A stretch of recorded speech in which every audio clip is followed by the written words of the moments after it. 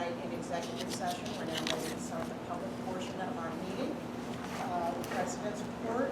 First, I wanted to take a moment to remember the victims of the tragic bus accident in Paramus 10 days ago. There are many people in Paramus who are friends of people here in Glenridge, and we all should be thinking about that community, the 2 people who lost their lives, and the 37 or 38 others who were injured. So Paramus in your thoughts, please. Secondly, you notice on your agendas that our business administrator, DiCaprio, is retiring after, has it been 17 years with us, Pete? Yeah. That's what I thought, 17 years. That's 17 years, 17 clean audits, 2 successful bond referendums, the dreadful year of 2010, 2011, when all of our state aid was taken away and he had to remake the budget in 10 days. And 1 really messy board office. Those are all the numbers. You know I'm not one really messy BA's office in the board office. You know I'm not a numbers person. But those are important numbers. Most districts do not have a BA who stays for as long as Pete has. Most districts do not have so many clean audits. Most districts are not as lucky as Glenridge. So Pete, we know that you are retiring and starting your next chapter, but it's a bittersweet thing for us because I can't imagine business office actually being tidy, and I can't imagine it without you. And that's the president's report. I'm not going to talk about your office. I want to thank Pete. He's really helped me transition into the superintendent role. There's 3 central office administrators in that building, and Jack was the other. Jack came in with me. So Pete is a veteran staff member in the building. What a lot of people don't know is Pete's well respected throughout the county and the state. A lot of people, other VAs will call him up and ask him for advice. And it's great to have someone who's so knowledgeable and that experience, and it helps us run our district as well as we do. I explained to other superintendents that we're extremely efficient, and part of that reason, besides the lack of state aid, is the way Pete operates, and he makes sure that every cent is accounted for. And if he's off 3 cents, I hear him upstairs complaining about it until he finds that 3 cents. He does the district a great service, and that's going to be missed. Thank you. I just have 2 other items. I just want to talk a little bit. At the last board meeting, we were talking about staff diversity, and it made me go look back at my own practice since I've become superintendent, and I look at some of the hires we've had the 3 years I've been superintendent.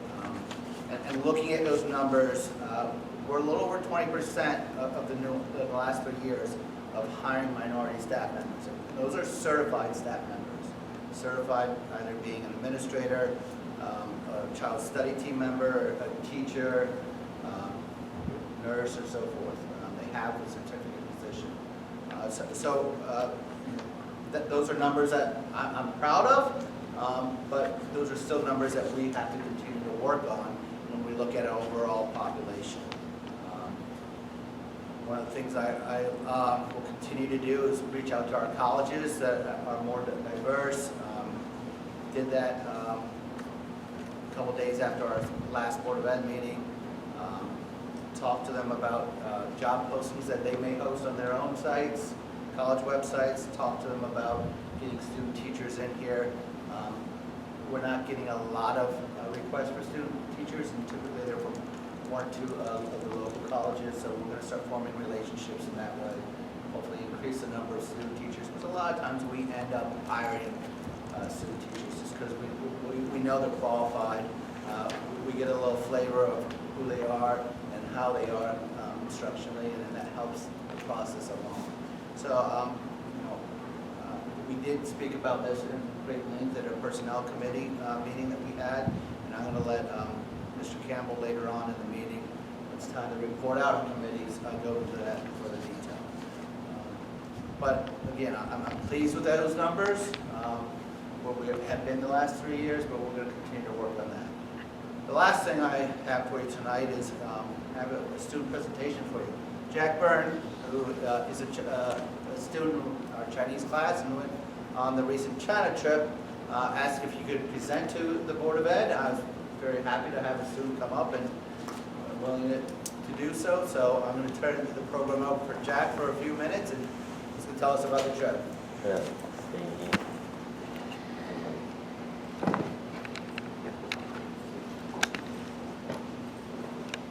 Hello, everyone. First, I should thank the board and Mr. Phillips for allowing me to speak here today. It's a great pleasure of mine to speak about the trip that I enjoyed so much.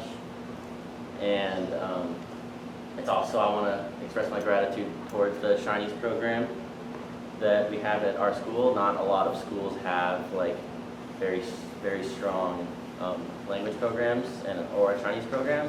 And the fact that our Chinese program got to go to China, which is pretty special. So I'm really grateful of that. And secondly, I just want to say that going to China really is one of the best ways to learn Chinese, as all languages are. If you live in that country, you really do kind of experience and learn the language. So I made this presentation with some of my photos I took on the trip to show you how amazing China is and just all the stuff we did. So first city we went to is Beijing. Here we are at a breakfast, and just something I found in the hotel. And I want to say that there's a lot of English they have everywhere because they really support English. Someone who is trying to learn Chinese could really get by in China with all the English language they have.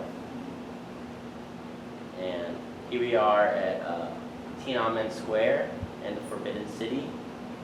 This group photo, and then behind there's a famous portrait of Mao.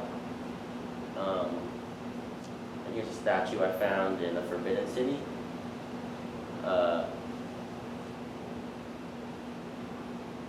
Here we are on the famous Great Wall.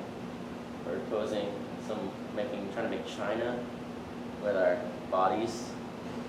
And here we have a shot of just how beautiful the landscape looks, and it's kind of hard to see, but you can see a stretch of the wall right here. It is absolutely massive, and we had to climb all the way up the wall on these stairs. Took many breaks to breathe, and it is breathtaking as well when you're up there. And I should say that we had tour guides through this with us the whole time, and they did a really good job, each of them, explaining all the culture, all the history behind everything. And we learned a lot about the Great Wall. There's a lot of watchtowers. I don't have the numbers in my head, but they're always inside of each other, and it spans thousands of miles. Here we are at some other things we did in Beijing. Here we are at the Olympic Park at the Bird's Nest Stadium. My friends, eat birds. We went, and then we also saw the stadium, both the stadiums in the park. I forget the name of the other one. And this is the headquarters of the Confucius Institute. This is their flag display. They have a little exhibit for visitors, and each flag represents a country that the Confucius Institute has a headquarters in, or quarter in. There's a lot. And then our next city is Xi'an, and we took a sleeper train there. It was a 10-hour train ride, and we slept through the night in bunk beds. It was pretty crazy. It was kind of fun. So here's just getting off the train, and the first thing we did was we all got bikes. We rented bikes, and we got to bike on the city wall, which is really long. And you get some really cool views of the inner city and the outer city, and you can actually like see the difference of like, they preserve the inner city very well, so you can see the old like history in the buildings, and you can also see like the modern expansion from the other side. Here we are in Pagoda Square. They have the fountain show with like music and fountains, and here we are running through it. It's playing in the water. It's pretty crazy. And then, of course, in Xi'an they have the terracotta warriors, which are the emperor made like thousands of clay soldiers. That, I mean, he had his workers do it to guard him in the afterlife. And like each of them are highly detailed. You can't really see it in the picture, of course. I didn't really get a close-up shot because they're like all in the pit. And they're still excavating some today. They all had colors and paints, but they went away in 30 minutes as soon as they were exposed to the sunlight. So they still have covered up ones, and they're still developing and like trying to put some broken ones back together. And it's just a whole project, and it's really cool. And on the left, like pictures don't really describe what's going on here. You saw this play, I believe it was called, I forget, but it just had the craziest effects. And it was all in Chinese, so I mean I could understand some of it, but it was a cool representation. If that's what all Chinese plays are like, I'm amazed. They had like fire coming out, and all of those lights in the mountain that looked like stars, and all the dancers were cool. It was something. Chengdu was the third city we went to. We took a high-speed train here, which I have a picture of. We have a group photo in front of it too. That took us 4 hours to get to the city. And it was pretty fast, I'd say. We are at the Panda kind of zoo. It's like, I forget the word. I'm going to call it the Panda's Home. And they have like real giant pandas. You can see it right there. And it was just whole, and they nurture like baby ones, and they develop like research on them. It's really cool. We saw a street market, and we got to shop. Shopping in China is very fun because we can bargain. And we ate street food. We ate rabbit heads. Some of us. It's pretty good actually. And here's a group picture in front of the irrigation system we saw. It's actually really interesting. Old. Here we go. This is like, they made this dam and they explained everything, like how they made it. Here's some friends I made in China that I actually got to talk in Chinese with. It's pretty cool. And Shanghai was our last city. We took a plane here. And here we are at the Nanhui High School, which they have had their students come to our school, and we've hosted like students and our families, and so this was our turn to go to them, and we all had like partner students that we got to live with for 3 hours and have dinner with, which has made everyone really nervous, but everyone survived, and it was really interesting. And the school is really big and like really nice. I have a lot to say about that, but I'll save that. Here we are, just looking around in Shanghai at like the bay.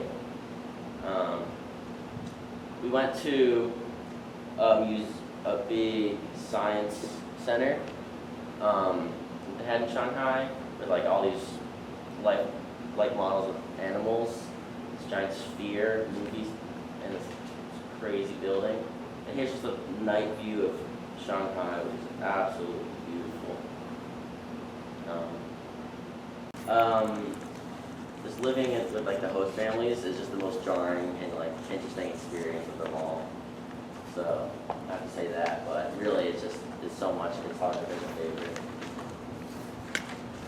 Board members, any questions? So you said the play, you had a little trouble understanding, but you could understand parts of it. What was your experience, generally speaking, Chinese. Right. Where were you, what circumstances were you best at speaking, which ones were more difficult?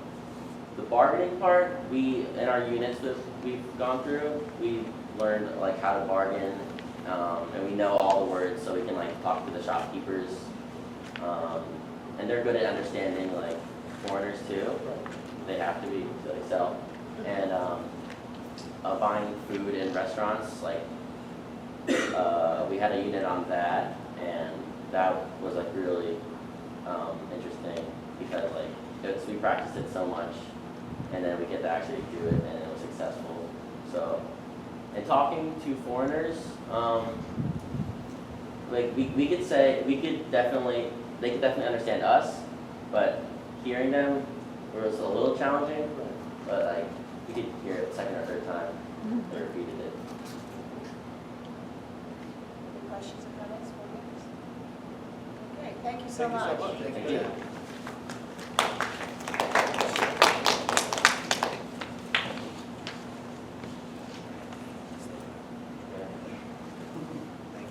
But you can if you want. Can if you want. I think some board members felt that way too. Thank you so much. Thank you. Thank you. Okay, superintendent's report. That's it. Okay. We've come now to the first public comment period for comments and questions on agenda items only. Any comments or questions? Mrs. Sala? I have two. It says under superintendent's report that you were going to talk about the high school Oh, I'm principal sorry, I forgot search about that. update.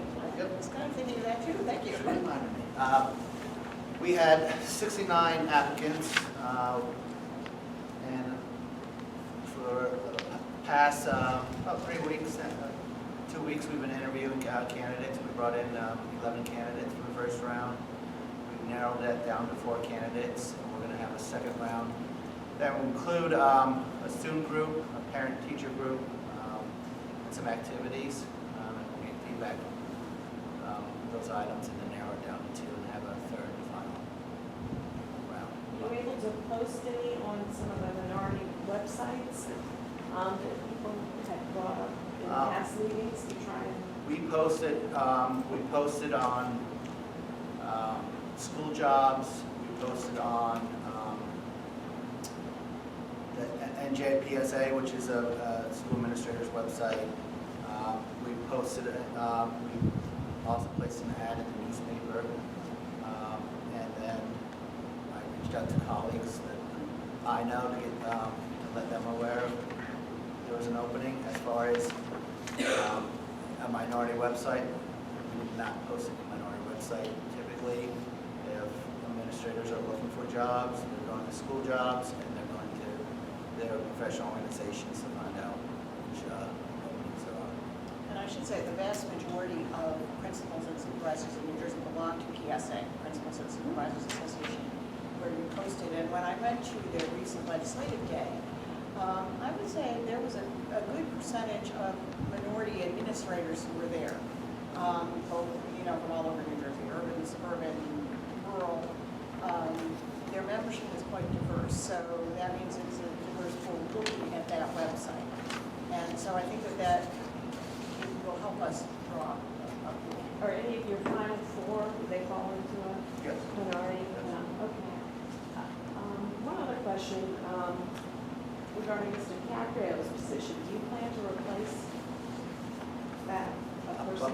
By law, I must. Okay, all right, well, that's good. Every And district so has to have what one. would be your, I realize that's a different skill set with Mhm. the teachers and educational administrators, so what would be the plan to try and encourage a diverse candidate pool for that? And is it posted yet? It's not posted because the board hasn't accepted his. That's a legal requirement. So once that happens, I am actually working with an outside individual, hopefully, to help us go through that process because it's such a specialized, So a headhunter type? a consultant. I'm A lawyer type? or- a retired VA, a Okay. retired business administrator, I'm sorry. Yeah. Jargon. And those are the things that were discussed, where we started talking about qualifications. So that's for a fee, this person will have to, I mean, Correct. I'm assuming. Correct. It's a retiree that we would pay, not a salary. And we would also post it, ASBO, which is the Association of Yes, School Business. we'll be very thorough in our post of the professional organizations, get through school jobs. Perhaps in the paper, we're going to pick the brain of the consultant. And you're only looking at a handful of business administrators in the state. So make sure that we find someone that's a good fit for us. We're starting construction this summer, and that's an added twist. It's business administrator oversees facilities. So we might have to go with an interim position for a little bit as we transition into a new position. And jumping back to the superintendent, I'm sorry, the principal, what is your timeline? When do you hope to be able to make an announcement? I'm hoping by the next board meeting. That's a very tight window. So it might happen, if not then, end of June, beginning of July. So the next board meeting is June 11th. Correct. Okay. So, I don't know if this falls under Mr. Phillips' report, but it's also a personnel question. Can you tell us who the new math teacher, what grade that is that's on here, or is that It's undecided? a high school, they're constructing the high school schedule Okay. right now. It is a high school I saw that. position Okay. because that seems to be where we had an issue this year with numbers and class size, so we want to make sure we're addressing that. So are you potentially saying it's an additional class per X grade TBD or a replacement of some sort? It's not a replacement, it's a Okay. new position, Okay. so again, That's fine. where the need is, we're going to be Okay. filling it where we have now the personnel to do so. Okay, and my second question is, I have not looked, but just out of curiosity, is there a place on the Glen Ridge Town or Board of Education site where there's a list of all the open teacher positions? Yes. There is, okay. If you go to our main page, there's, we have the different links on top, there's one called employment. Yep, You hit that's there. pretty clear. Okay. Thank you. So this math teacher is qualified to teach all the subject areas? All the math on here, not all the different, Yeah, all the math. yes, all the Yes, all the math, yes. yeah. She's a secondary certified teacher. And then maybe that was my next question, or you can explain how the certification for high school teachers works for math, science, it's not just. So, an elementary certification, they're qualified to teach all the subject areas. At a secondary level, which starts in 7th grade, they need to be content driven teachers. So when you have a secondary certification, whether it's mathematics, you are qualified to teach middle school math all the way up to BC Calc or whatever. You have a school that goes beyond that, DVQ, differential equations. So, we can't take a secondary teacher and plop them down to the elementary level. We can't take an elementary teacher, no matter how knowledgeable they may be in the content, and move them up to a middle school or high school level if they don't have that secondary certification. Other questions or comments? Okay, moving along through our agenda. It is not the first meeting of the month, but we had sort of an abbreviated committee and liaison reports last time. So let's go around, and if someone has something that is current or sensitive, we'll do that. Michael? Okay. Ally? Foundation is resting now? Yes, they are. I mean, we enjoyed, the Educational Foundation came in and we enjoyed a evening tour, I'll say, through both the music room and we saw the aviation, the CAD, yeah, but also what I would term a lot of the work shop area and a lot of the projects that they're working on. So that was pretty fascinating. I was completely blown away. Was that for consideration for future funding or just to see what you To see funded in the what we past? had funded, yes. Okay. It was pretty remarkable. Do you have any idea how much the fundraiser made, the gala? That I do not know. Okay. I can look it up, but just, okay. Thank you. Okay. I don't think they have the final numbers at the So time. that's right, yeah, they haven't counted. Grant's still doing a small change. Yes. Tracy, anything? I do not. Okay, and we haven't had a Ridgeway Public School meeting since our last report. So that brings us to David Campbell. Just looking at some of these categories here, so Gaslamp Players had a really successful fundraiser benefit concert a week ago yesterday, so last Monday at the Van Black Gardens.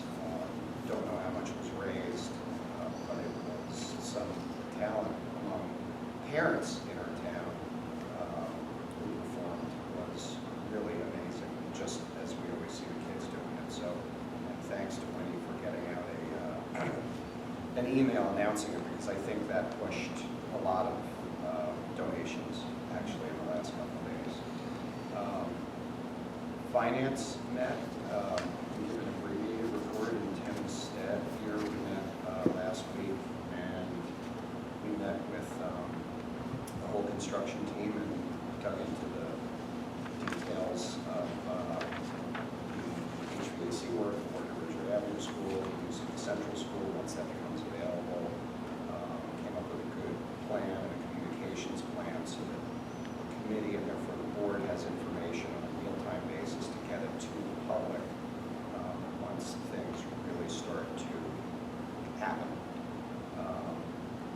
And then the Personnel Policy Committee met also last week, as Dirk alluded to. And for those of you that haven't been at the last couple meetings, it was, we were reminded of some ideas that were given, just sort of one-off ideas that were given by constituents to the board and to specific administrators that could help the board get, drive minority and diverse applications to qualified faculty and school administration. And over the last couple of weeks, the stated goal was to better represent the student population, the minority student population within the school district in the faculty and administrative staff. I think, and what we discussed, and I think what we've come to a consensus on, is that this isn't necessarily the idea of increasing diversity among our qualified faculty and administrative staff, meaning the principals and the assistant principals that are student-based, not the people at 12 High Street necessarily, but the people that the kids see, is not necessarily just for the benefit of the minority student population in the district. It's something that benefits all students. And we have always believed, and Betsy will always tell you, that the goal of the Glenwood School District is to educate the whole child. And to prepare the child for what happens after graduation. College is a diverse environment. The workplace is a diverse environment, regardless of the field, in America and internationally. And so if we are limiting our students to exposure to a homogeneous group of faculty and administrators, then we are doing them a disservice and not preparing them well for the diversity that they will see, which will only be greater for our younger kids when they get into college. And so we discussed it.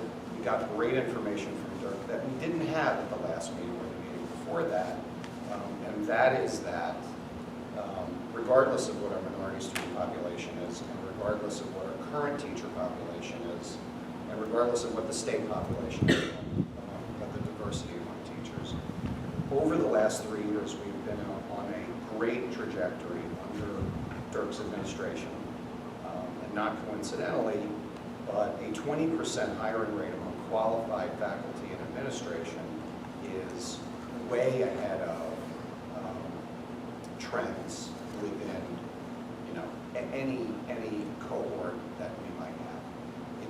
great news, and it shows that we're doing something right in diversity hiring, have been for the last few years, which is great, but we're not going to put a bow on it and say we're doing fine, let's talk about this again in a year or 3 years. What we committed to do at the Personnel Policy Committee is to keep this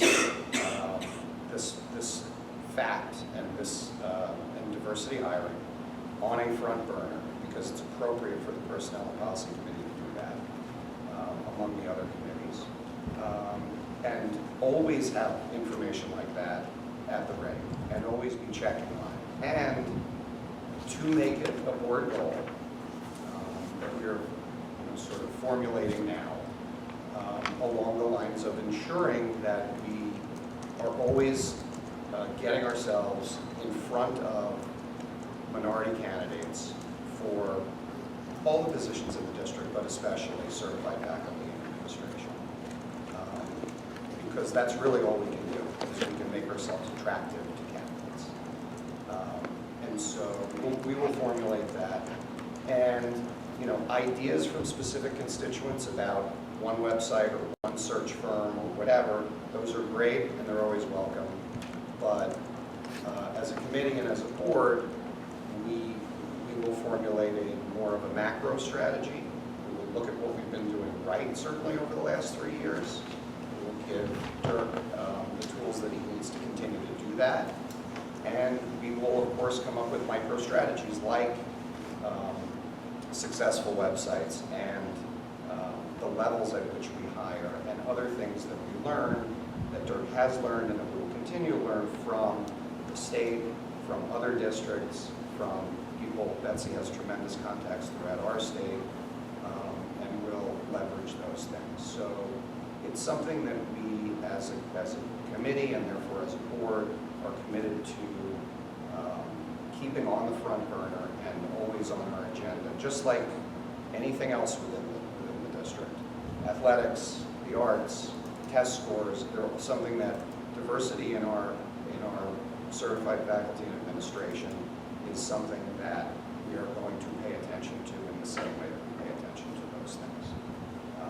It's not going to be something that, if people have questions about it every single meeting, that's great. We'll always be able to respond to those questions. We'll discuss it on an ongoing basis within that committee and always report to the full board about it. Thank you, David. Ally? Okay. All right, we have some policies, new and revised policies and regs. As you know, about every other meeting, we have a group of new policies and regs. Mostly, they are to keep us aligned with changes in codes. Our friends in Trenton and the legislature continually pass the legislation. Our friends in the department continually come up with new regulations, so we continually update our policy manual. So Michael, would you move the administrative items? Yes, I'll move to 1 and 2. May I have a second? Second. Second from Tracy. Any discussion on those specific policy items?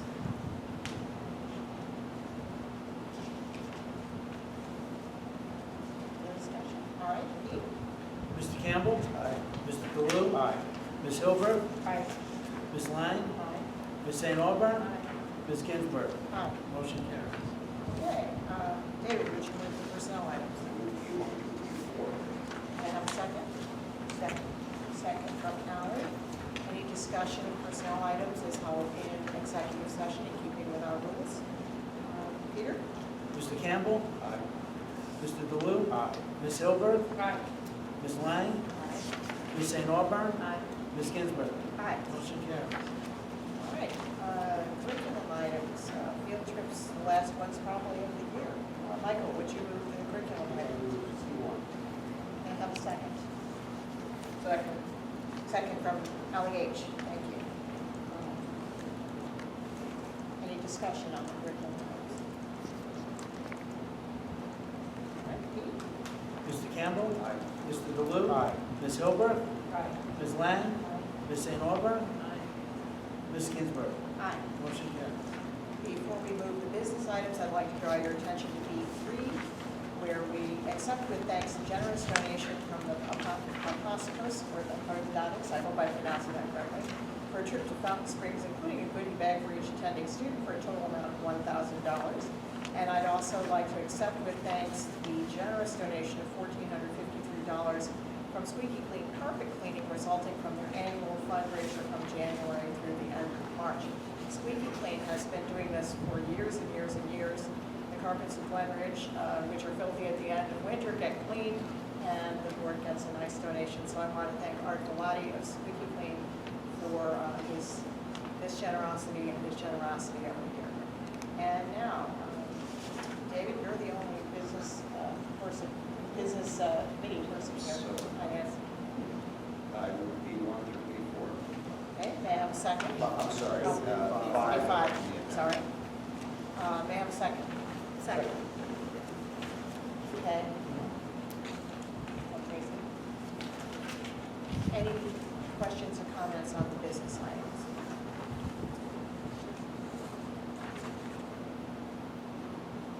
Okay, are you ready? Mr. Campbell? Aye. Mr. DeLue? Aye. Ms. Hilberg? Aye. Ms. Lang? Aye. Ms. St. Aubert? Ms. Ginsburg? Aye. Motion carries. Now, before we have public comment, board members, while we're on the subject of goals, which we were going to go, in prior years, we have developed our board goals by committee. Obviously, personnel policy is not first in this, but would you like to do it that way again? Yes. Yes? Yes. Yes? All right, so I would say that before we can either do it by email or in committee meetings before our June 11th meeting, we can get some draft goals to look at, if that's acceptable to everyone? Okay. I will just put down June 11th. And I will remind you all that you all have all received your copies of the annual board self-evaluation as well as the annual superintendent evaluation.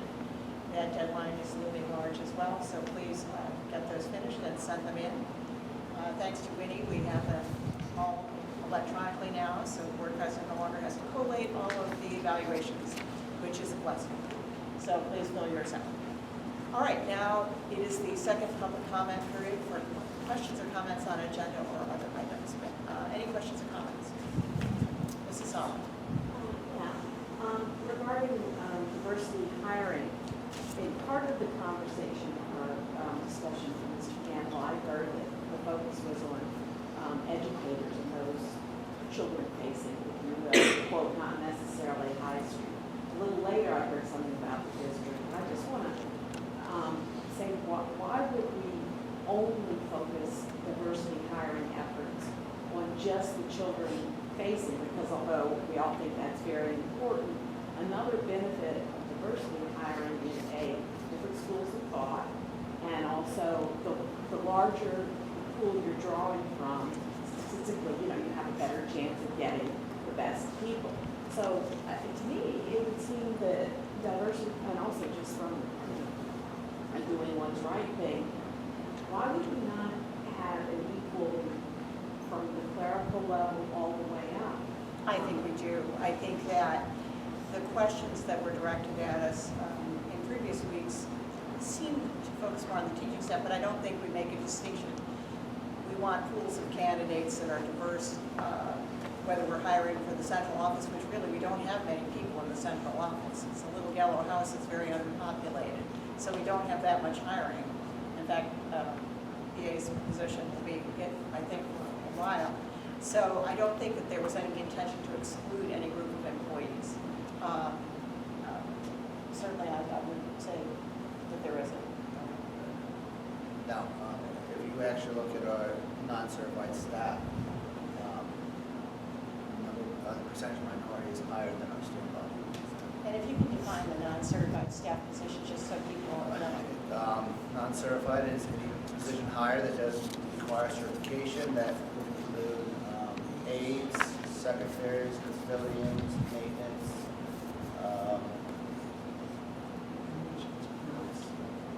So that's non-certified staff is everyone else. So I don't think there was any intention not to, or to exclude any group of employees.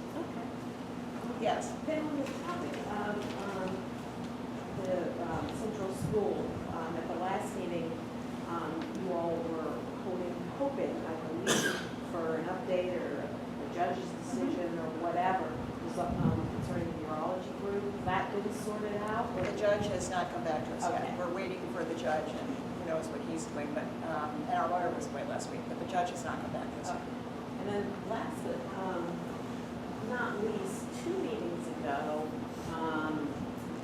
there was a little bit of discussion about the new buildings that are gonna be built that were planned as apartments and. Yes. And then there was some discussion around town anyway, that it might not be apartments, it might be something else, and you all were gonna look into that. Do you have any further updates?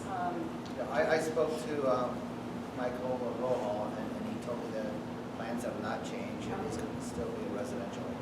Okay. And I spoke to Dan Murphy, and he confirmed that, so it's Mike Rohall, who knows all of Borough Hall, and Dan Murphy, who is on Facebook, so you've got the whole, Somewhere I saw a plan, an actual elevation. That was on the actual Glenridge website, but there were actual plans. The only thing I heard, the only Russell change I heard about was increase in units. 98 units is I think. I heard what Michael just said, that they have increased Oh, okay. 98, not that much, but it didn't come from an official, so I don't, Confidential sources here. Rotary, you know. They like to talk Rotary. Officials and ex-officials, and not only did that not prove to be close to what was actually happening, but I didn't even hear that there was any discussion around town about it. There has been, I didn't make that up. Okay. You and I must have heard different things, but thank you for clarifying that. So they boarded up the windows on those houses. There's a backhoe in front of one of them. I would say that the student athletes who play at Washington Field probably have the best update on what's going on that whole project. So as far as anyone knows, it's units of apartments. Okay, thank you. Any other, yes? Charles? Yes, hi. I apologize, I didn't prepare myself more in advance, but could you explain the superintendent's merits goals? Sure. In fact, I just asked her to explain that before the meeting. The superintendent's merit, back in 2008, when the superintendent's salary cap was imposed, it put caps on all New Jersey superintendent salaries according to the size of the district.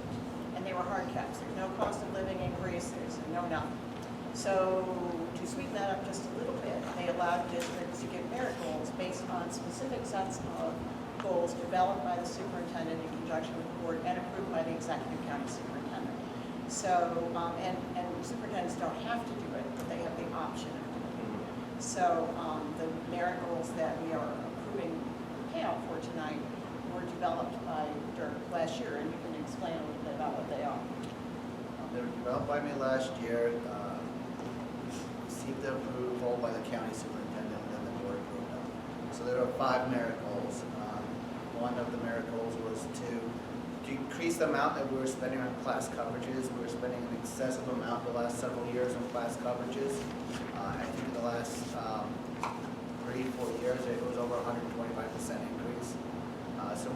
So I had to research the cause for that and find some cost-cutting measures so that we would, at most, go up 10% from last year. Our numbers are way below. We're actually going to see a decrease this year based on the efforts made. The second goal was to have 2 presentations, 2 for students and 2 for parents, on social media issues, follow up those presentations at Richwood Avenue and at the high school with some discussion sessions, which we did with, we brought in the fall, Sergeant Rich discussed internet safety, and in the spring, John Halligan came and spoke. The third merit goal was to do walkthrough observations of all the non-tenure teaching staff. I expected to do about 75 walkthroughs. It was about 5 minutes, pop your head in, see what's going on, leave, and then just send them some feedback on what I saw in those 5 minutes. I ended up doing probably closer to 125 walkthrough observations. Mayor Golo then was also then to lead the district through some of the facility projects we had going through the bidding process, which we did actually with the windows and 3 times with the bathrooms, and continue to have progress on the other design aspect of central and HVAC, which we've made a lot of progress on. And my last one, I have it here. Oh, I know what it is. Is to create was to create guidelines for maternity leave, which becomes a very complicated and sticky situation from a human resource point of view, and we just didn't have our practices in place as much as we should have. So I created a guideline for not only maternity leave but employment leave for a variety of reasons, and just clearing up expectation, but also providing resources, a lot of maternity leaves about when, who to contact, if they want to have a leave act, insurance changes and so forth. So it was working a lot with the building principals, business office, and the union in order to get that, those guidelines completed. And I should say that that would be a job for the human resources professional, which we do not have in this system. So Dirk undertook that. So the merit goals are always heavily quantitative because that is easier for the county office to understand and easier for them to sort of parcel out. And if you don't mind saying, who appoints the county superintendent? He is a state employee, he or she is a state employee. So Hired usually by, the Commissioner of Education. Excuse me? They're vetted by the Commissioner of Education. Okay. They report to the Education Department down in Trenton. They are an employee of state government. Now our Executive County Superintendent Joe Zara is retired. He was for years Superintendent in Nutley. He's retired superintendent. He's also been superintendent temporarily in the VOTEC district. He's had a lot of jobs. He's serving as Executive County Superintendent right now for Essex and, what to say it? No, Bergen County. So he is the embodiment of the state at the county level. okay. Thank you for your answer. Yes, Mrs. Summer. Regarding the 20% hiring over the last 3 years, that's good information. Now, is that just educational staff or? Just certified, sir, yes. Certified only, so it does not include the, Secretaries, custodians, or aides. or the folks that work in the after-school program? No, no. They're actually a complete separate entity. Okay. They're not even on On your, yeah, okay. separate folks for that. And the state calculates the percentages just for certified staff, right? Correct. I looked for none. I don't think they have those numbers, to be honest. I don't think we report those numbers to the state of Other questions? Jen? I don't know if this is a high school question or a BOE question about the park memo that came out today. The Is park that something I should The statewide refer to source Mr. of Melcher? Aggravation. Yes. My question really, fortunately, we did not opt out, so it doesn't impact us. But my question going forward is, there was a conversation for a while that the park testing was going to change design, so to speak. So how can they legally go back and say that? Like, what's going to happen in 2021 and 20? I understand going forward, but going backwards, I'm more thinking, are we now, I mean, the number of tests, I know we have open conversations about the number of tests our kids take, part of it's practice for all the other tests they have to take, but it worries me going forward that if you have the option to go back and say, oops, we really didn't mean that, like, do parents have a right to contest the state or something? Like, how do you again, I'm not affected, so I'm really just asking going forward. I'm not asking about this current situation. There's a little bit of a communications lapse in Trenton. Governor Murphy campaigned on the promise that park would disappear on day one. But the regulations governing graduation requirements specific to park testing are already in code. So he did not have the power to abolish park on day one. And there is a requirement that you have a test, not necessarily as a graduation requirement. So it's a more lengthy process than the governor understood at the time he was campaigning. And now the commissioner who is still actually only the acting commissioner because he hasn't been fully confirmed yet, is holding feedback sessions on sort of the park transition. But you don't just transition overnight, and that's the difficulty, I think, when you say. Luckily, it'll do 5 years of transition in the park, so maybe it's probably ridiculous. We share your frustration. Yeah, it just is like adding, if we keep adding more tests and there's no time for teaching, no time for actual content, so. It's actually gone down. The original park testing was way more. It was like 3 weeks or something, right? Well, Yeah. there's 2 sessions. You had one in late winter Right, and one in the right. spring. Well, and the Chromebooks were, were essential to Right. pushing it through quicker, Yes. so. Thank you, Griff. And I think as the DOE holds its feedback and listening sessions around the state, what they'll hear is a lot of frustration and need for clear guidelines. So it will happen, but it's slower than anyone would want. And parents, you can always write to Commissioner Rapplin. True. I have one more question. So until you hire a new principal, because I understand Mr. Melcher's day was maybe June 30th or something. If you don't have a hire, do we have a built-in regulation for an interim, sort of like a president, vice president kind of thing? Is there something in the bylaws that covers the time? I would recommend someone to the Board of Ed to make Okay. them an interim principal. Okay. Other questions and comments? Who is the commissioner we should write to? Who should we write to? I didn't hear you. Testing. Commissioner Rapplin, if you go on the New Jersey Department of Education website, and I think there's probably a tab that just says Commissioner, and you click on it, you can send your thoughts to the department. Commissioner Rapplin has been in office since January. He was formerly superintendent at Asbury Park and a principal in Carteret. He's a seasoned educator, so he says that he welcomes feedback. So if you want to give it a try, I would welcome, you should do so. I know. Other questions and comments?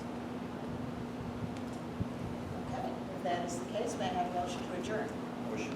Moved by David, may I have a second? Second by Michael. Thank you all.